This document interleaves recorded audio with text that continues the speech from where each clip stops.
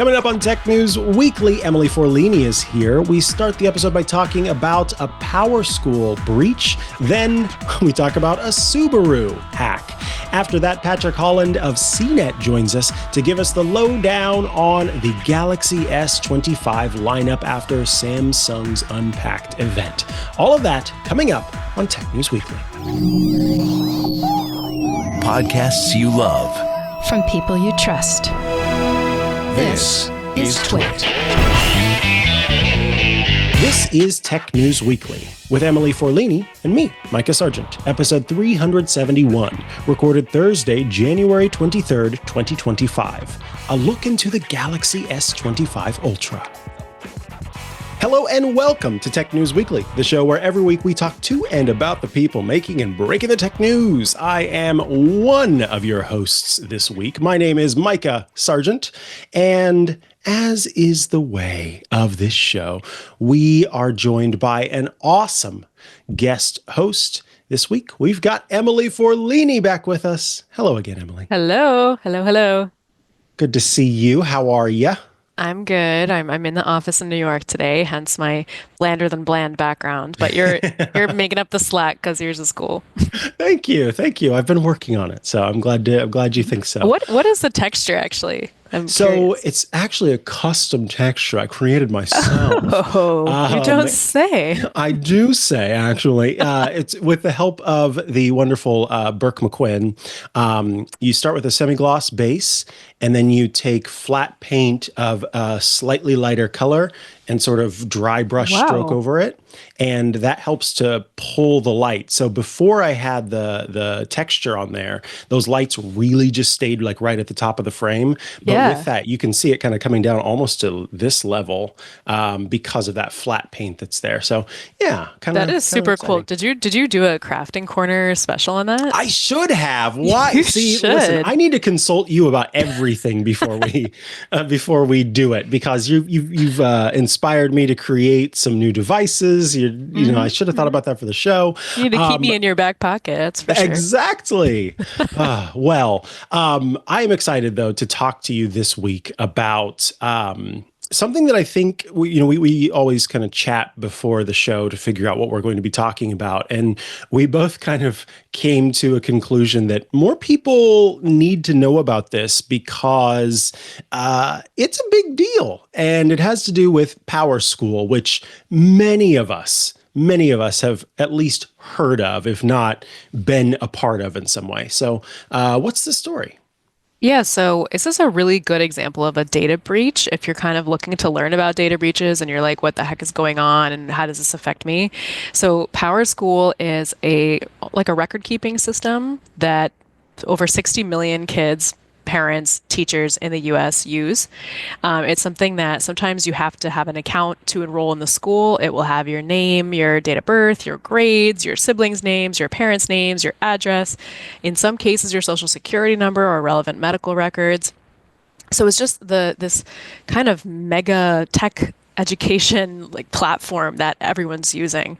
And it started a while ago, but up until today, it's still in use. And basically, a hacker has accessed their entire record system. So it's, millions and millions of kids, parents, teachers who someone infiltrated this data and we think got almost all of it. So what Mike is showing here is a new report from publication called Bleeping Computer, which does really excellent cybersecurity reporting. They seem to somehow have access to this information, which is the actual number of people affected. They're saying it's 62.4 million students and 9.5 million teachers. So I had reported on this before this came out, but it was very murky. It was like all these local news reports were saying, 10 districts in our state were affected. In Canada, there was a province, it was like 80% of districts in the province. And so finally, Bleeping Computer seems to have confirmed, some of the top districts affected, the total number, which lines up with the number of students that PowerSchool says it keeps record on. So it's really crazy, and it really should have a lot more outrage. I think people maybe see this and they're like, that's so horrific, I can't even engage with it because, oh wow, kids are potentially getting their identities stolen just from enrolling in school. So Oh, that's what this is. and that's you. Look, I understand like parents and teachers and to some extent, especially high school students see the benefit of platforms like this.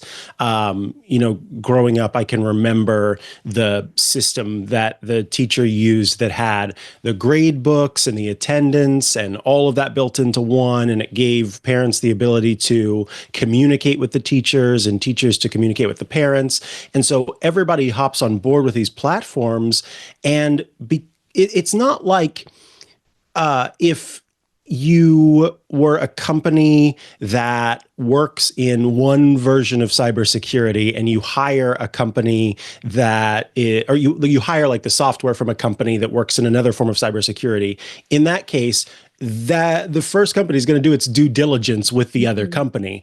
When you've got these teachers are not, they shouldn't feel the need to figure out whether this is a good system and a safe system for them and their Right. students. Parents shouldn't, that's not something that they should have to worry about. And so and administrators too, like this is supposed to be in the hands of the company to make sure it's good. And as you point out, the fact that these students who are at young ages already potentially dealing with identity theft and Hmm. everything that's involved there is just awful.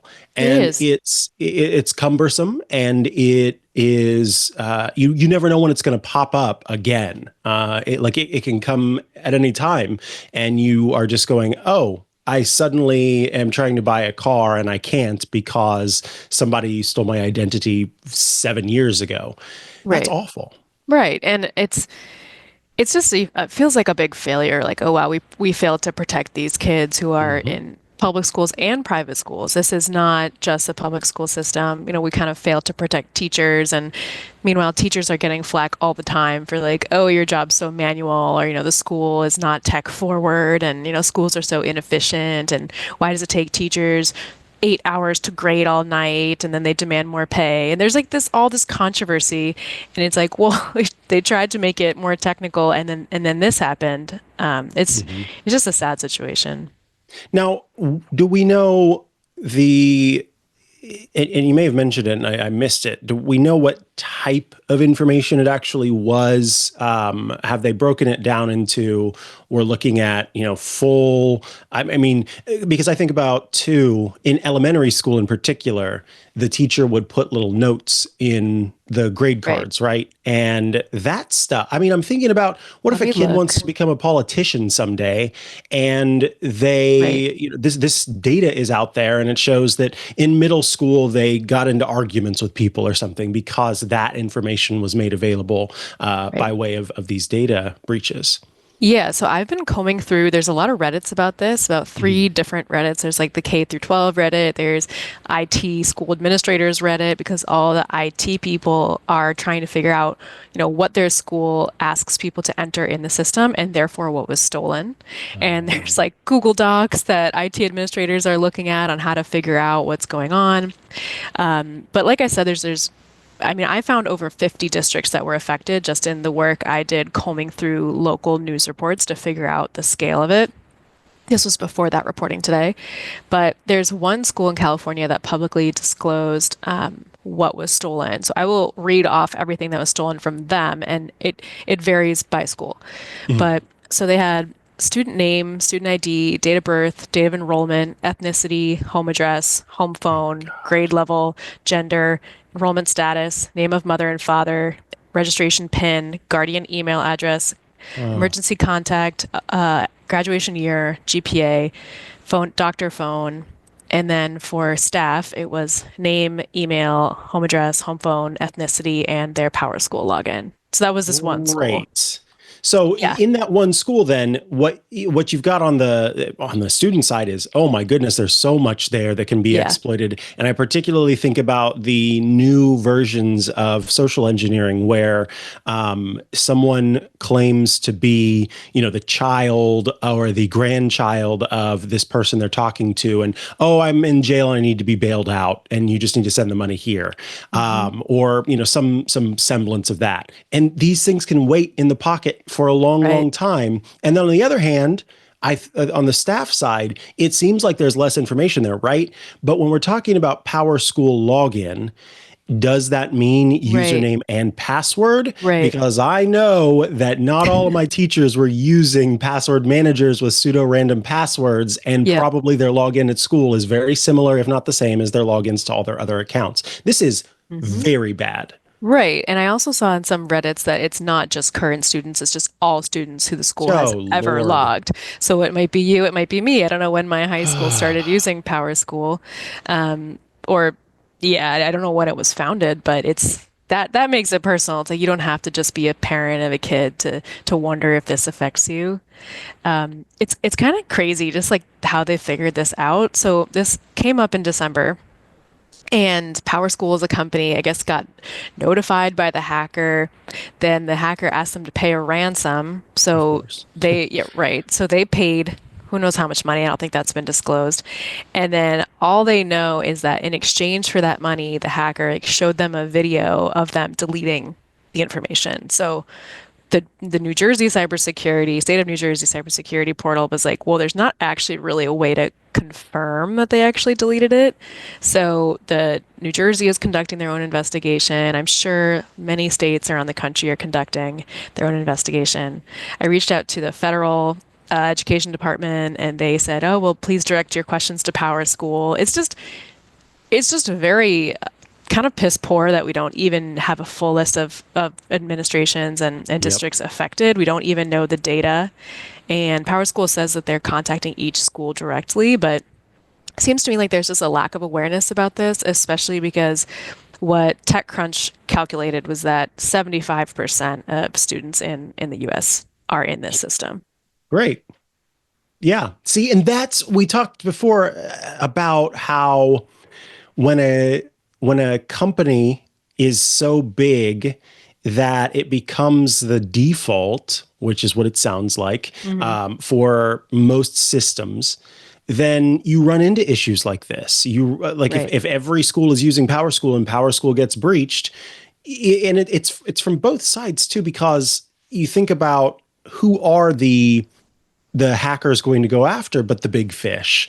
And Right. so PowerSchool sets itself up as a target, which means that it should be doing an incredibly, fastidious job of making sure that it is protecting itself and Right. therefore its clients from this. And what has PowerSchool said in terms of how they're planning on helping? Have they said anything on other than The we're you reaching out to the Yeah, the huge identity theft, credit monitoring, blah blah mm, blah.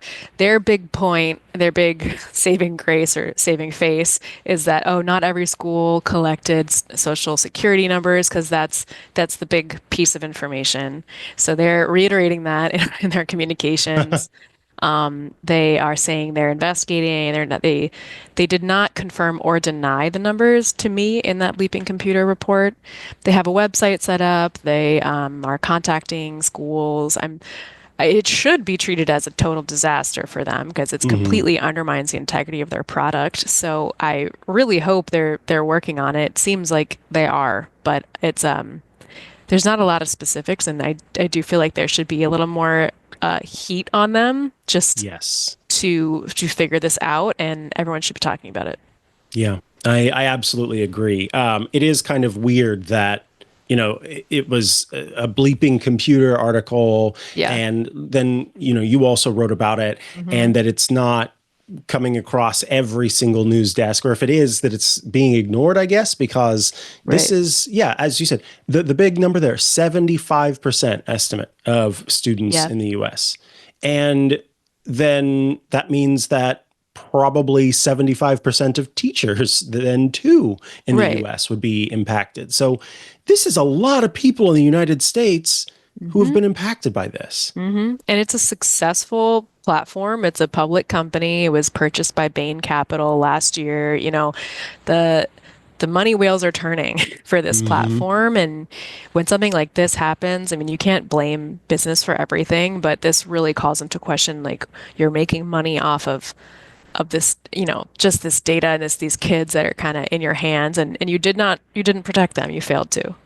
Yeah, this is terrible. So all of you listening out there, share this with, I mean, frankly, everyone, but in particular, any of the people you know who have students in school right now.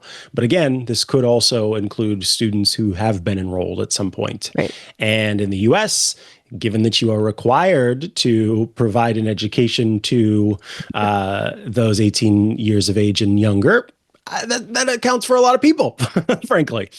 Yeah, just my Yeah. goodness. Try to learn about it. I know it's scary and alarmist, but it's like, it's just such a tangible example. Like, okay, kids put their records in this system. They have to do that to be at the school. A hacker hacked into that system. It's like very straightforward. Yeah, absolutely. Yeah. All right, we're going to take a quick little break, and believe it or not, we're talking about some cybersecurity, and then we will be back with my story of the week. Bringing you this episode of Tech News Weekly is Threat Locker. Harden your security with Threat Locker and never have to worry about zero-day exploits and supply chain attacks again. Worldwide, companies like JetBlue trust Threat Locker to secure the data and keep the business operations flying high. Imagine taking a proactive, deny by default approach to cybersecurity. So you're blocking every action, you're blocking every process, every user, unless they're actually authorized by your team. Threat Locker helps you do this and provides a full audit of every action for risk management and compliance. Its 24/7 US-based support team fully supports onboarding and beyond, so you can stop the exploitation of trusted applications within your organization and keep your business secure and protected from ransomware. Organizations across any industry can benefit from Threat Locker's ring fencing by isolating critical and trusted applications from unintended uses or weaponization and limiting attackers' lateral movement within the network.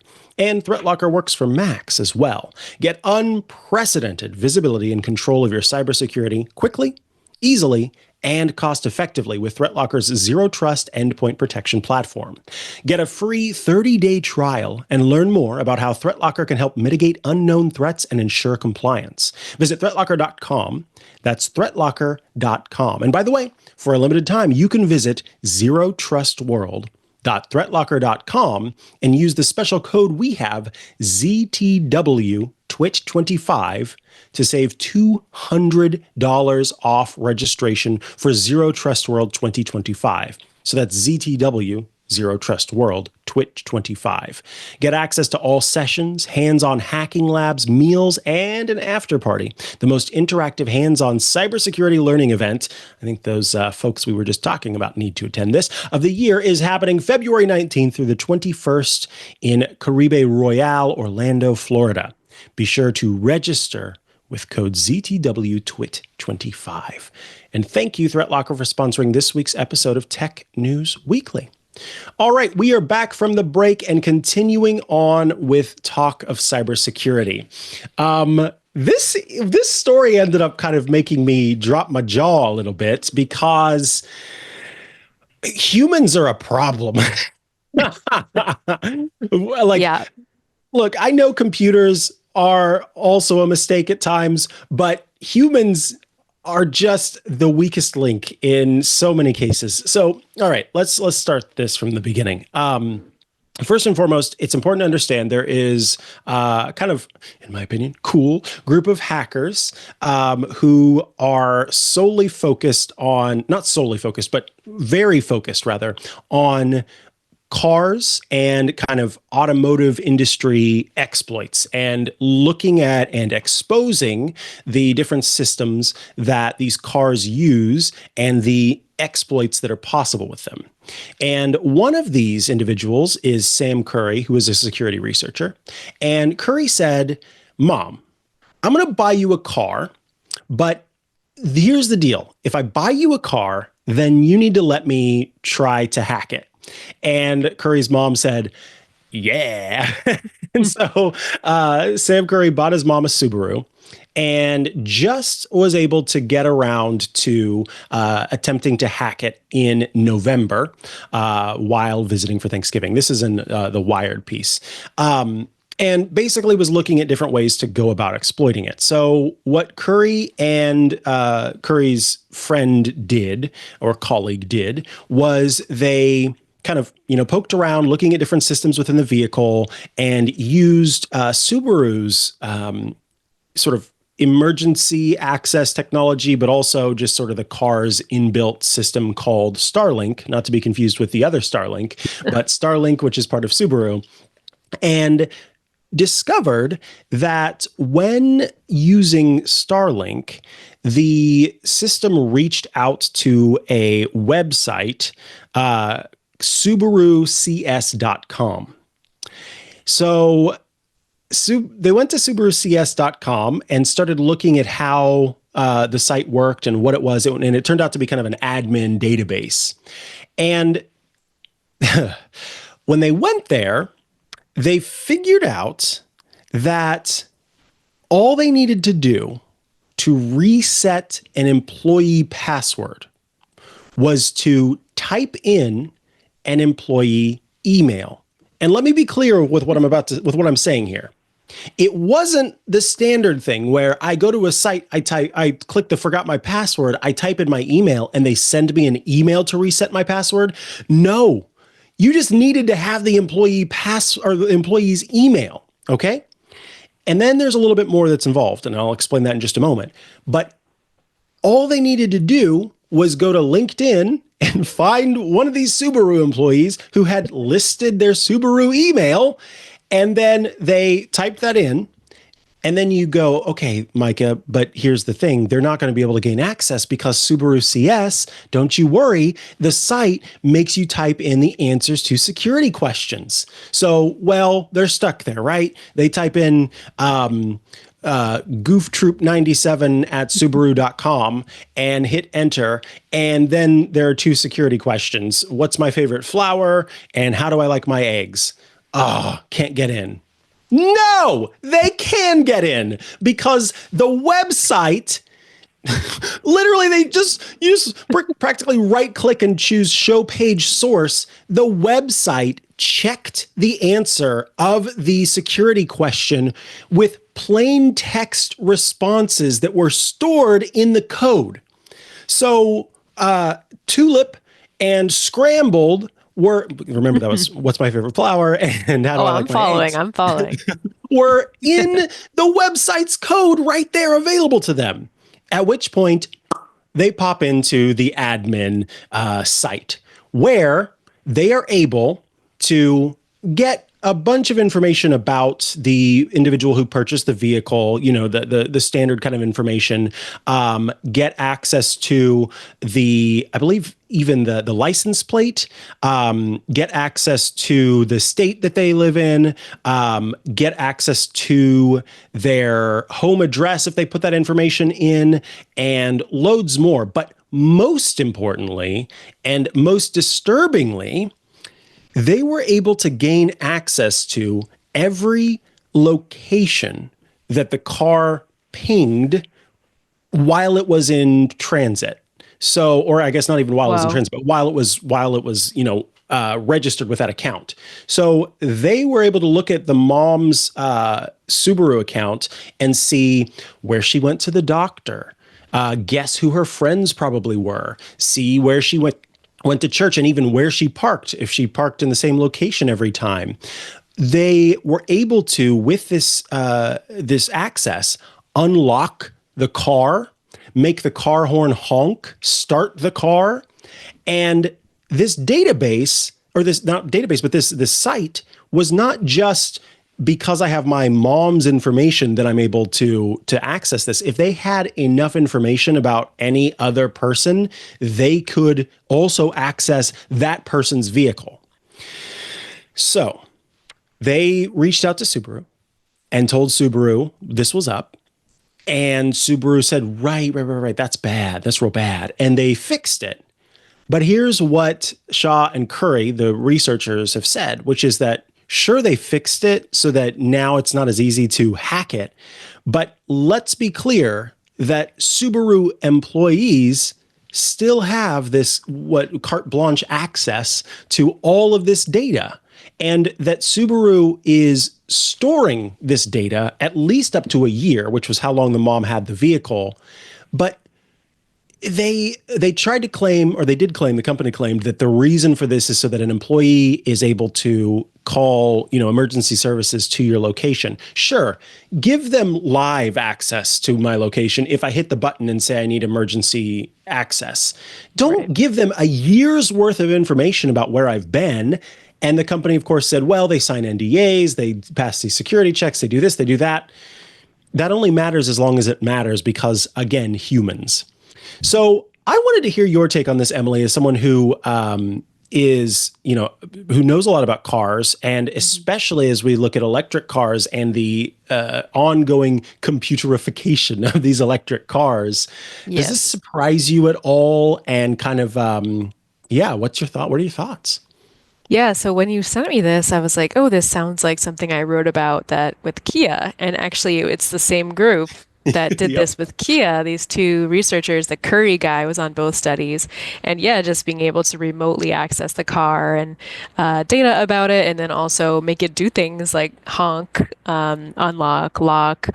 And it's scary. I think he just used the VIN number, and in that case, it was dealer credentials, something like that. So again, similar approach, like employee credentials plus some information about the person's car, like an identifier. It's a minefield out there. You can't go to school, can't drive a car. Exactly. Yeah, or at least here's the thing. The one good thing about this is that I look back on the cars that my family and thereby me, because I grew up with them, are not really car people in the sense that, we couldn't really afford new cars growing up, but also we always just kind of saw them as tools to get from point A to point B. So I've never been super into cars, but even when my family would get cars, they couldn't afford these extra little features and stuff. And so I do think about people who get an aftermarket vehicle and there's that button on their, rear view mirror that they never press and they never use, and they never, call in to get this service. But there are a lot of people who do have it because of and it's something that I was thinking for myself, that would be something that would draw me in for sure. I would absolutely have something like this because I want to know that if I was ever in an accident or that I couldn't gain access to my car for whatever reason, someone somewhere could pop it open for me.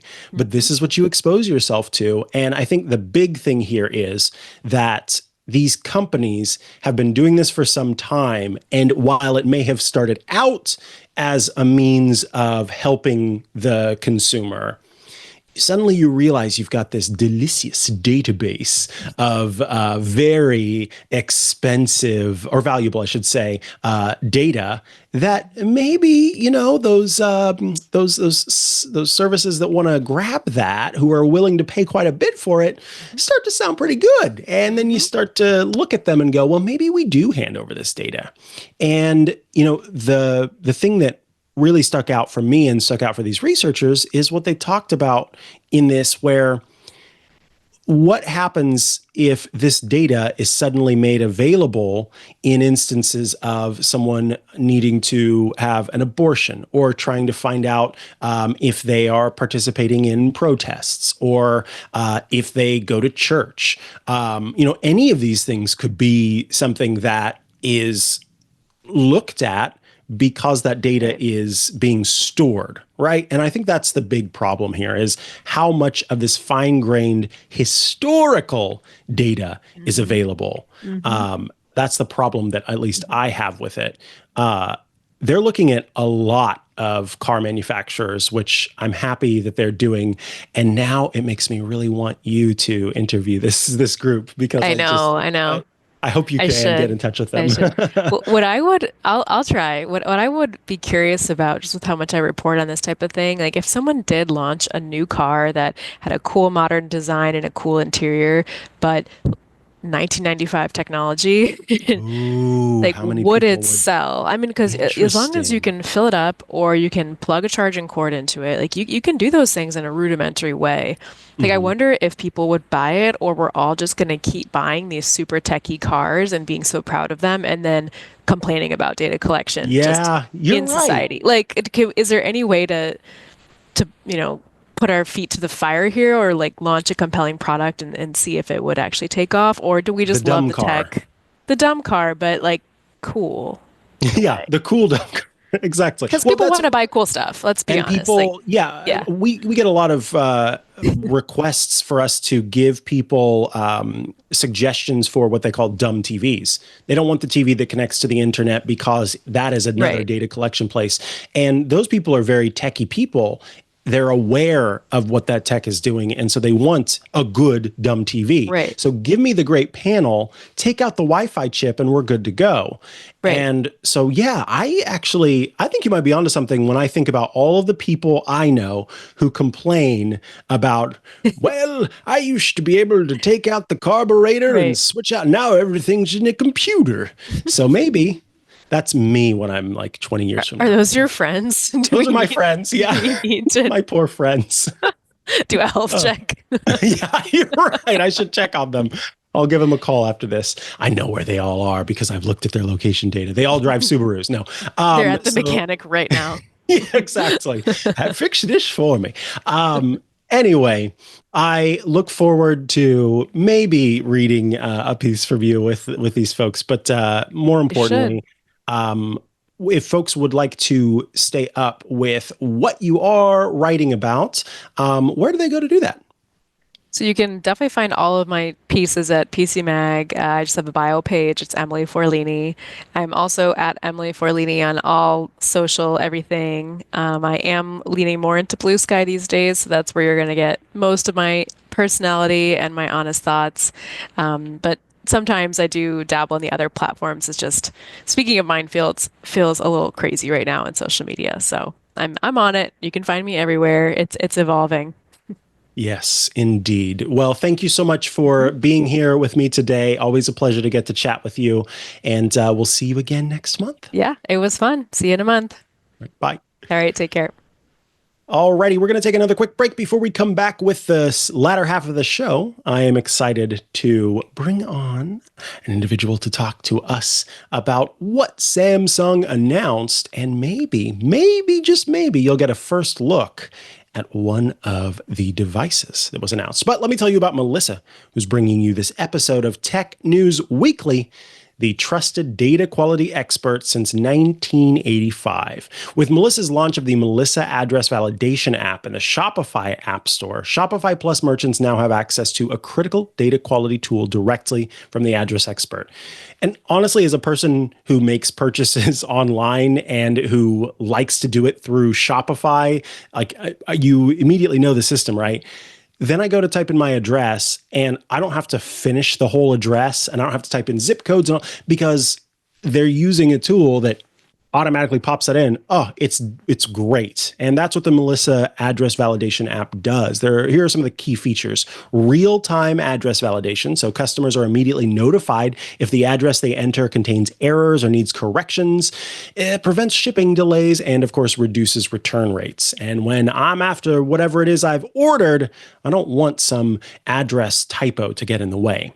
Plus, there's global reach. The app validates addresses in more than 240 countries and territories, standardizing them according to local postal regulations. You get enhanced address correction, so even if Google auto suggestion is enabled, Melissa's app can correct and standardize addresses, adding missing components such as postal codes and ensuring compliance with local formatting rules. CASS and SERP certification. The address engine is certified by USPS and Canada Post, so you know you're getting reliable validation for North American addresses. And Smart Alerts. The app provides a warning on the thank you page if there is a potential issue with the shipping address, allowing customers to update their information before the order is processed. Shopify Plus merchants can easily install the Melissa Address Validation app to improve customer satisfaction and avoid those costs that are associated with returns and redeliveries. And I think not just financial costs, but also customer satisfaction costs, right? I want my product And if I did a typo, I still might be upset with the company that I didn't get it. So knowing that Melissa's there to make sure that it's correct is great. With Melissa, you get secure encryption for all file transfers and an information security ecosystem that's built on the ISO 27001 framework, adherence to GDPR policies, and SOC 2 compliance. So get started today with 1,000 records cleaned for free at melissa.com/twit. That's melissa.com/twit. And we thank Melissa for sponsoring this week's episode of Tech News Weekly. Alrighty, we are back from the break, and I am very excited to be joined today by Patrick Holland of CNET, who joins us to talk about Samsung's Galaxy Unpacked event. Hello, Patrick. Mikah, it's been a long time. Hi, how are you doing? I'm so excited to talk with you. It is so good to see you back on the show. Thank you so much for being here. There's a lot to get through, so we'll just get started. It starts with the S25 and the S25 Plus. You see kind of these major smartphone manufacturers sort of launching some base models and then some fancier models and making sure they kind of cover the full gamut. I'm kind of curious, though, how do they compare to the models of yesteryear? What can people look forward to in this next set? And how does Samsung kind of sell it as, here's why you should upgrade to this phone? Yeah, I mean, these are the important questions we ask every year with new phones or really new electronics at this point. And phones have kind of hit a point, not just with Samsung, but most manufacturers where they are just part of our everyday life. So a lot of those wild, swing back and forth years of design changes that we would see maybe 5, even 10 years ago, we don't see that as much. We see a lot more refinements, a lot more subtle things. So the S25 and S25 Plus, unsurprisingly, look almost identical to last year's phones, which look almost identical to the ones before that. But get this, last year's phones were really good. Like the S24 got a CNET Editor's Choice Award because it had outstanding battery life, it had great processing power, great software support. So, and one thing, it's like that old adage, like if it's not broke, don't fix it. But and another one's like, we want something kind of exciting. So that's where we have something like the Ultra, right? So the S25 is their base model. For $200 more, you can get the S25 Plus, which is the base model that says bigger. And then for $1,300, you can get the S25 Ultra, which is kind of like their premium flagship phone. Samsung does do foldables, but that's a whole nother thing, right? And what the Ultra does is it has the same processor, has the same RAM, and a little bit more storage than the regular model. But the big thing is going to be the cameras. The cameras are just a big step up in terms of quality. But then get this, all the software on all these is all the same. So that's where you get this weird thing where like that S25 model on paper seems like an incredible value. Now the S25 Ultra I have right here does have some physical changes. It might be hard to see on camera. The corners that used to be right angles that used to go back to like the Note series are curved. And the edges are more flat, a bit like the S25 and S25 Plus. So, but the big thing that separates all these models is this thing on the bottom, which is a stylus. Yes, because who doesn't love a stylus in your phone? And I'm going to have a hard time putting it back in camera. Yeah, that could be kind of difficult. So, yeah, I mean, this is, as you kind of mentioned, that is the big struggle that I think these companies have when it comes to announcing the next iteration, right? It used to be that you could make leaps and bounds improvements, but as we've kind of solidified around a sort of physical concept, it becomes more difficult to really set something apart. And so you just get these little bumps to everything. When it comes to, though, the Ultra, is the pen the main draw, or is there more to why you would go Ultra versus those standard models? I mean, if you want a pen, you have one choice, right? But in other senses, like, so all of the phones, and this, let me just make sure I do a little promotion for Samsung. All the phones did get some refinements. They're a little bit lighter. The glass on the Ultra is more durable, and last year's glass was more durable before that. So if you're dropping it, that should be helpful. We haven't tested that yet, obviously. We just got it. The other thing is it carries over some of the neat features we had in last year's, like the Ultra has an anti-reflective display. So even as I'm doing it here, it would probably look a lot less like a mirror than if I do that. And as someone who does a tech podcast, yes, I'm sure you appreciate if you had to film an actual device, it would be a lot easier to film because you don't have like the lights bouncing off it or like, hey, you could see the cameraman. But in everyday use, that anti-reflection stuff, I think is such a big feature, and that's not new. That came from last year, but that's something that the other phones don't have. Yeah. And then they're saying that the battery life, even though the batteries are the same size as last year, the Ultra does have a slightly bigger battery than the S25 Plus, but that all the batteries get more battery life. So that will be curious because last year's Ultra did well for us, but it was really the smaller phones that did great on our battery tests. So I'm excited to do that. But the thing that we have not mentioned, the elephant in the room, is AI, right? And that's kind of where Samsung is hoping to kind of make things seem exciting and new. And there is some really interesting AI they talked about, but that's kind of what the upgrades we're looking at in terms of that. Now, it does have a new Snapdragon processor, as will all like major flagship phones from Android. And it has the Ultra also has a new ultra wide camera, so that is new. We have new hardware. Yay! First time in a while. Excited about that. Nice, a new ultra wide camera. So yeah, let's talk about. We'll get to even more after we take a little break. But when it comes to these phones in particular, how much of the announcements for these devices were focused on the software side and in particular AI versus being about that hardware? It was another AI event, right? It really was. I mean, if you tuned in for the first like 30, 40 minutes, you'd be wondering like, am I watching a developers conference? And what's going on here? Like, are they launching phones? Like, it was a lot about like, let's celebrate our partnership with Google. Let's celebrate our partnership with Qualcomm and these other companies. Let's also show off AI and list all the reasons people like the AI that we have and offer some new features. Now, the new AI, if you get past like just how much of it is, the takeaway is there's some really interesting ways some of this is getting better. So as opposed to being something I use AI for one particular task, one particular setting, I'm now able to use things where I can do kind of multi-step things for the device. Like an example like that you could try is like, hey, I'd like to go see a Warriors game, find the next Warrior game for me and add the date and time to my calendar. And it will do all that in one prompt versus having to do it in steps. Now, how well that will work across the system is interesting because a lot of the stuff they're showing are just Samsung-based apps. And really, not everyone's tied to Samsung that strongly. A lot of people use Google apps and other third-party apps. So it's this interesting thing. Like, there's some potential here. We're seeing some movement. But is it worth 45 minutes of talking about? I'm not sure. Technically, it probably really is. And for scientists and engineers working on it, it's probably like, yes, please, 3 hours of that, right? But for consumers, you're like, is it a good phone? Should I get a new one? Should I wait next year? Like, that's kind of the questions I think they ask. Absolutely. Yeah. I was intrigued hearing about the aspect where it could do these multiple prompts all at once. But as you say, we got to see how that plays out, because if it does do what it says on the tin, that will be, I think, a really standout feature that can be very helpful. But again, there's a difference between showing demonstrations on stage versus actually seeing them in real life and testing them in that way. We do need to take just a little break here for a moment before we come back to talk about Samsung's One More Thing moment and a little bit more about AI combined with AR combined with VR, which was another part of the Samsung experience, if you will.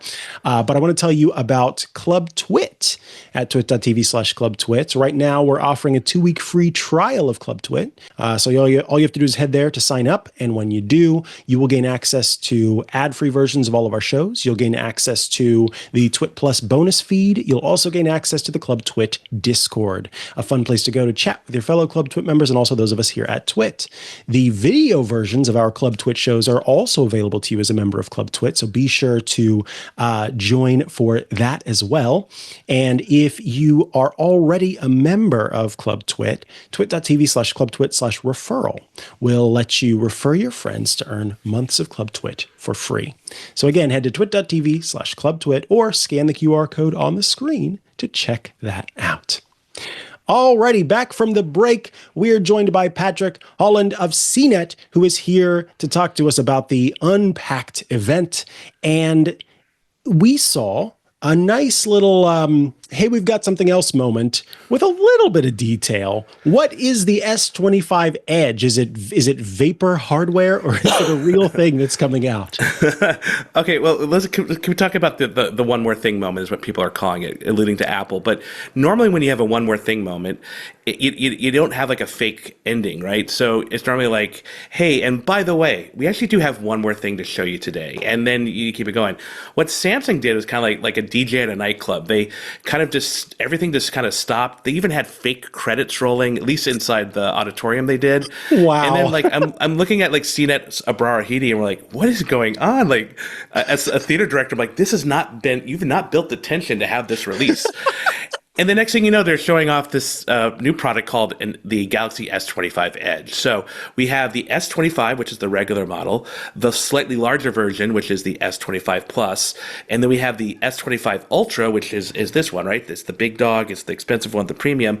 And now they're saying, hey, we're going to make a thinner version phone, but it's premium. So if the S25 Plus cost $1,000 and the S25 Ultra costs $1,300, my guess is somewhere in there, probably $1,200, would be the price of this new phone.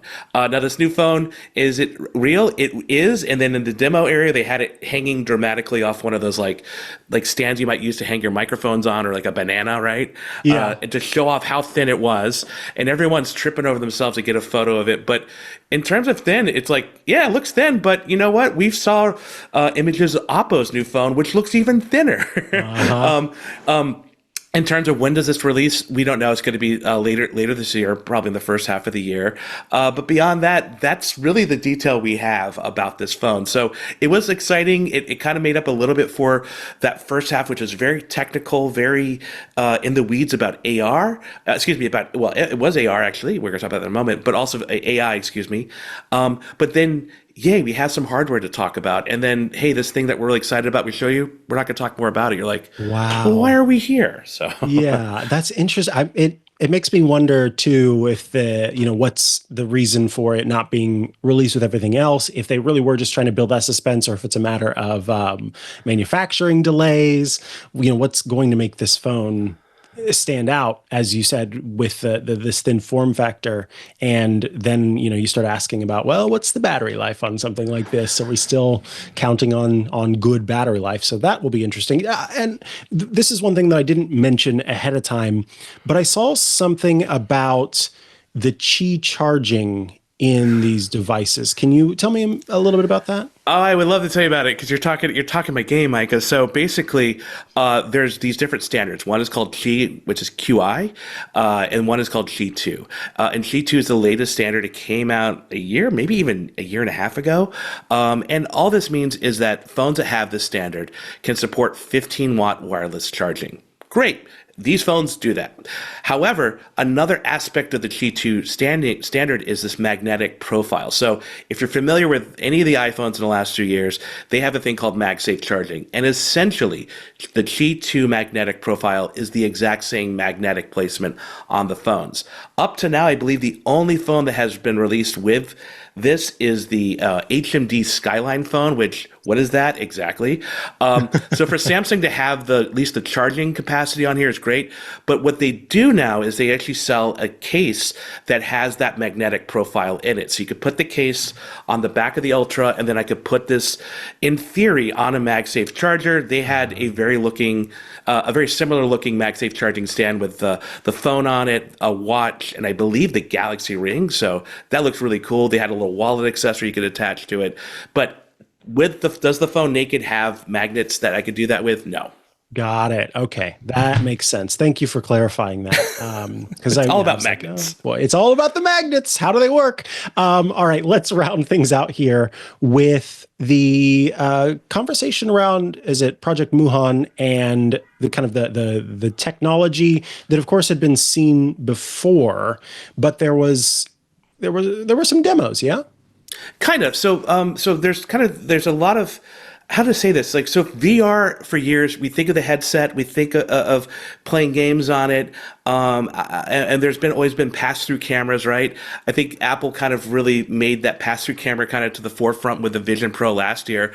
But what this is doing is taking a look at a lot of other technology too. It's incorporating things like AI, Gemini specifically, and what it really is it's a combination of a partnership between Qualcomm, Google, and Samsung, and the platform's called Android XR. Now, Android XR could be made by a variety of companies, so people would adopt this like they would an Android phone and make their own version of that headset or glasses. Now, what Project Muhan is Samsung's version of a headset on that platform. And this was, I think, revealed like in December. But what's notable about yesterday was until then, no one had been able to take photos of the Project Muhan headset or video of it. So they actually did have it in the demo area. And there's a lot of, I'm sure, very similar looking photos of people taking it of it on a stand. But essentially, that's kind of what the breaking news side of it is. I expect we'll probably hear a lot more about it at Mobile World Congress.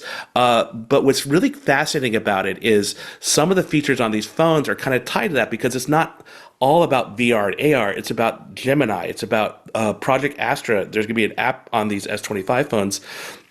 You'll be able to like see some of those features, and it's basically bringing all that stuff and putting it near your eyes and your head, so you have cameras and be able to react to your environment that way. So it's a lot of different things, but the notable takeaway yesterday is we got to see a physical device. It's in person. No one got to touch it or put it on. I know some reporters did earlier, including CNET's Scott Stein, but hopefully we'll see more of that. I think they're kind of like dribbling it out a bit. Understood. Well, that I think covers the event. Was there anything else that you wanted to mention? Anything maybe in your early look at that device you've got in your hands that that bears a little mention, or have we covered it all? I say, Micah, as we maybe sounded a little skeptical about like how many updates there are and how big these are, but I have to say these refinements, it does feel really nice in hand. It's still a very much a brick of a phone. I could probably really hurt somebody if I really wanted to with this, but it feels a little bit better in my hand. It feels a little bit lighter. Is it dramatically different? No. And to be honest, like, it was a really good phone last year, so I wouldn't expect a lot of changes. I'm still a big fan of the screen, that anti-glare thing. I can't go on enough about it. And I'm really excited to play with Gemini. So we're going to be working on, or I'll be working on a review over the next few days and have a lot more answers to a lot of these questions, probably within the next week. So stay tuned for CNET for that. All right. That's exciting. I will be staying tuned. In fact, this is a great time to ask. Of course, folks can head to cnet.com to check out your work. Is there anywhere else they should go to keep up with what you're doing? Man, there really are, but there's so many different networks these days. So places. You can find me on like Instagram at Directed by Patrick. I used to be a theater director, look out. And you can find me on a lot of other websites. It's my name without the first two letters, so Trick Holland. So I know I'm on Twitter. I'm on Blue Sky now, and I think I'm on Threads, and I think that's about it. So. All right. Sounds good. Thank you so much for your time today. We appreciate it. You bet. Take care. Thanks. All righty, folks, we have reached the end of this episode of Tech News Weekly. Our show publishes every Thursday at twit.tv/TNW. So you head there to subscribe to the audio and video formats of the show. I mentioned Club Twit during the show, twit.tv/ClubTwit. This is a reminder for the URL. Be sure to check it out, especially right now while we have the ability to get you 2 weeks free. So you can, join the Discord, join the fun, see everything that you like. And I, of course, want to remind you, twit.tv/survey25. It's about to close. So we would love it if you hopped in there, filled out the survey before we shutter it for the year. Again, twit.tv/survey25. If you'd like to follow me online, I'm at Mikah Sargent. Which is my username across many a social media network, or you can head to chihuahua.coffee, CHIHUAHUA.coffee, where I've got links to the places I'm most active online. And be sure to check out my other shows, including Hands on Mac, Hands on Tech, and iOS Today, which are all in the club. And I'll see you again on Sunday for another episode of Hands on Tech, and of course, again, next Thursday for another episode of Tech News Weekly. Bye-bye, everybody.